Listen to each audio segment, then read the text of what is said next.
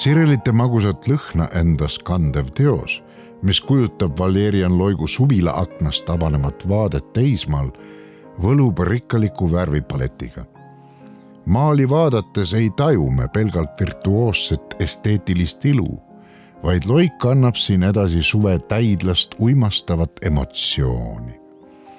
Puidust lamamistoolid, mis viitavad aeglaselt ja idülliliselt kulgevale suvele, on tema maalidel kajastust leidnud varemgi.